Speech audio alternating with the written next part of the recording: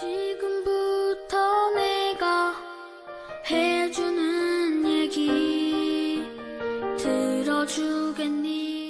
할렐루야. 11월의 마지막 날 화요일 새벽입니다. 성령이 오셨네 찬양하겠습니다. 허무한 시절 지날 때 깊은 한숨 내쉴 때 그런 풍경 보시며 단식하는 분이 있네. 그와 같이 너희를 버려두지 않으리. 내가 너희와 영원히 함께하리라. 성령이 오셨네. 성령이 오셨네. 내 주에 보내신 성령이 오셨네. 우리 인생 가운데 친히 찾아오셔서 그 나라 꿈꾸게 하시네.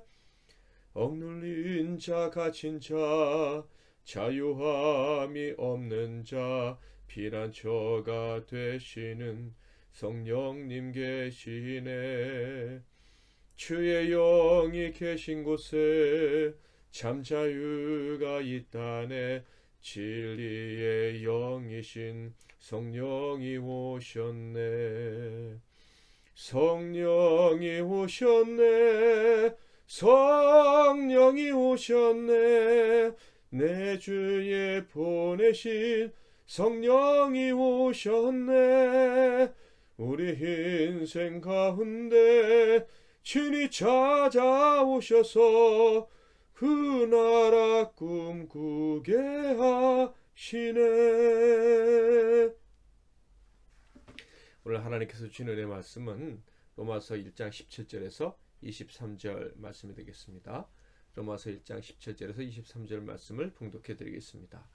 복음에는 하나님의 의가 나타나서 믿음으로 믿음에 이르게 하나니 기록된 바 오직 의는 믿음으로 말미암아 살리라 함과 같으니라.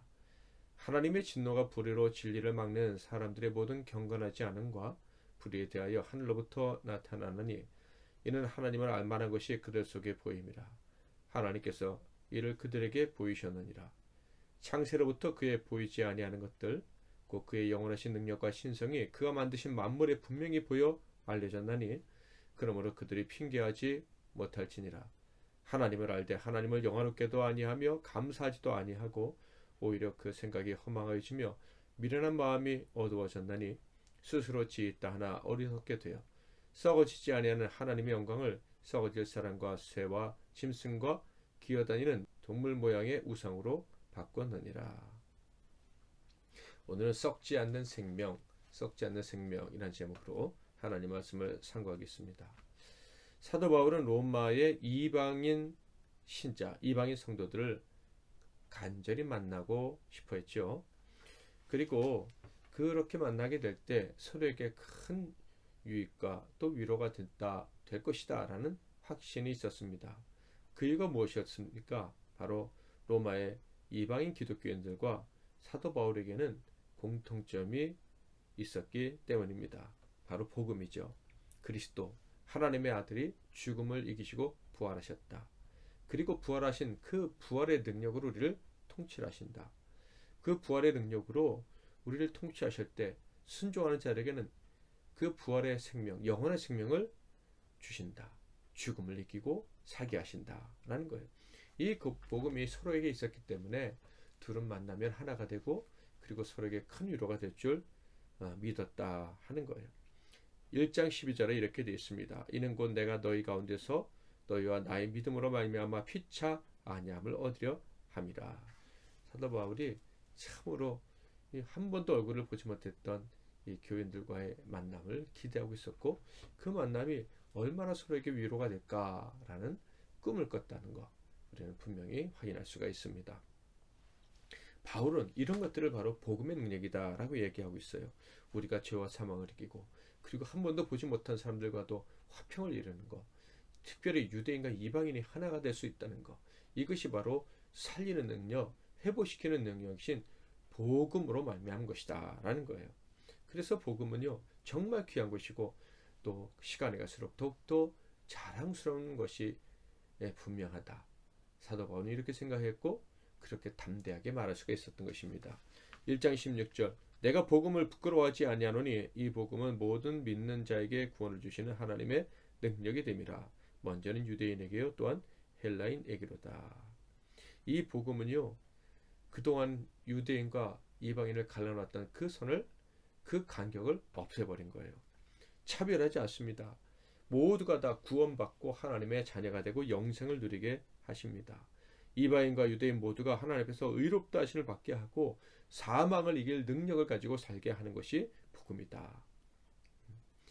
이 복음의 능력이 얼마나 대단한지 사도 바울이 이것을 절대 부끄러워하지 않고 오히려 자랑스럽게 여긴다라고 얘기를 하고 있고요. 모든 사람들이 이 복음을 들어야 된다라고 강조하고 있는 거예요. 17절에 볼까요? 복음에는 하나님의 의가 나타나서 믿음으로 믿음에 이르게 하나니 기록된 바 오직 의는 믿음으로 말미암아 살리라 함과 같으니라. 누구든지 복음을 받아들이기만 하면 그 삶에 하나님의 의가 역사한다는 거예요. 하나님의 의가 역사하면 어떻게 됩니까? 먼저는 쉽게 말하면 믿는 자가 되는 거예요. 그런데 그 믿는 자가 된다는 것이 무엇입니까? 믿음으로 사망을 이기고 언제나 사망에 대해서 승리자로 살아가게 하는 거예요. 사망을 이기니 죽지 않고 사망을 이기니 살아있는 생명을 가지고 살다가 영생에 들어가서 하나님과 영원히 살게 되는 것입니다. 복음이 이런 복을 누리게 하는 거예요. 그리고 누구나 다 차별 없이 이런 복을 받아 누리게 하는 거예요. 그러니 사도 바울 입장에서는 이런 엄청난 복을 주는 복음이 얼마나 자랑스러운 것이었겠습니까? 그래서 목숨을 걸고 이 복음을 전하기 위해서 전 세계를 여행했던 것입니다. 이렇게 복음은요 우리 인간들로 하여금 의와 행복과 자유와 화평이 충만한 삶으로 이끌어 주는 것입니다. 죄로부터 완전히 해방된 그런 삶을 살아가게 하는 거예요. 그러므로 어떤 사람이 나는 복음과 관계가 없어요 라고 말한다거나 나는 복음을 거부합니다 라고 한다면 어떤 일이 벌어지겠습니까? 그는 의롭다 하심을 받을 수 없고요. 그에게는 부활의 능력 역사할 수가 없고요. 당연히 썩지 않는 생명, 영원한 생명이 그에게 주어질 수가 없습니다. 하나님의 능력이 나타날 수도 없죠. 그는 결국 사망에 패배해서 영원한 멸망에 들어가게 되는 거예요. 이렇게 망하는 자들은요 자신의 불의 때문에 망하는 거예요. 그들의 마음에 있는 악함 때문이죠. 의롭게 될 수 있는 기회를 스스로 거부했기 때문에 거룩하신 하나님의 생명을 소유할 수 있는 기회, 의로워짐으로 죄와 사망을 이김으로 하나님과 영원히 살 수 있는 기회를 스스로 거부했기 때문에 그렇습니다. 그러므로 그들은 하나님이 주시려고 했던 이 영원한 생명을 거부했으므로 그리고 불의에 머물렀으므로 그들은 망할 뿐만 아니라 하나님의 무서운 심판을 받을 수밖에 없는 거예요. 고의로 불의를 행한 것과 마찬가지이기 때문이죠. 하나님이 의를 선택할 수 있는 시간을 주시고 복음도 들려주었는데 그것을 거부했으니 그들은 악을 택한 거예요. 그래서 하나님의 진노가 그들 위해 임하게 되죠. 하나님의 진노가 불의로 진리를 막는 사람들의 모든 경건하지 않음과 불의에 대하여 하늘로부터 나타나나니. 이 복음을 받아들이지 않으므로 불의한 자가 되어 심판을 받는다는 이 하나님 말씀을 좀 더 사도 바울은 자세히 설명해 줍니다. 그 이유가 무엇인지 알려주는 거예요. 19절부터 20절 이는 하나님을 알만한 것이 그들 속에 보임이라 하나님께서 이를 그들에게 보이셨느니라. 창세로부터 그의 보이지 아니하는 것들 곧 그의 영원하신 능력과 신성과 그가 만드신 만물에 분명히 보여 알려졌나니 그러므로 그들이 핑계하지 못할지니라. 무슨 말씀입니까? 모든 사람들에겐 기회가 있었다는 말씀이에요. 영원한 하나님이 계시다는 썩지 않는 생명을 가지신 분이 계시다는 것을 알 수 있도록 하나님이 그 사람들의 마음속에 심어주셨다. 본능적으로 하나님을 느낄 수 있는 존재로 만들어 주셨고 그리고 선을 사모하는 마음도 주셨다 하는 거예요. 하나님은 사람들에게 하나님을 알 수 있는 수많은 증거를 주셨는데 그 중에서 바로 선을 사모하고 죄를 지을 때 두려워하고 그리고 영원한 삶과 영원한 죽음이 있음을 느끼게 하는 거죠. 썩어질 것과 썩지 않는 것이 있다는 것을 알게 하신 거예요. 그래서 사람들에게는 그것을 알게 하고 썩지 아니할 것, 영원한 것을 사모하는 마음을 주셨다 하는 거예요. 사람들은 누구나 영원한 존재, 썩지 않고 망하지 않는 생명이 있다는 것을 느끼고 있습니다. 하나님이 주셨으니까 아무리 거부하려고 해도 거부할 수가 없어요. 맨 머릿속에서 사라지지 않는 거 있어요. 그게 있다는 걸 알아요. 피조물 중에 오직 영원한 것에 대한 개념이 있는 존재는 사람밖에 없다는 거. 그것은 믿는 사람이든 믿지 않는 사람이든 다 압니다. 악한 자든 의로운 자든 다 알고 있어요. 그러므로 사람들은요, 하나님이 이런 본능을 주셨기 때문에 썩지 않고 영원한 것에 가치를 두고 살아가야 하는 거예요.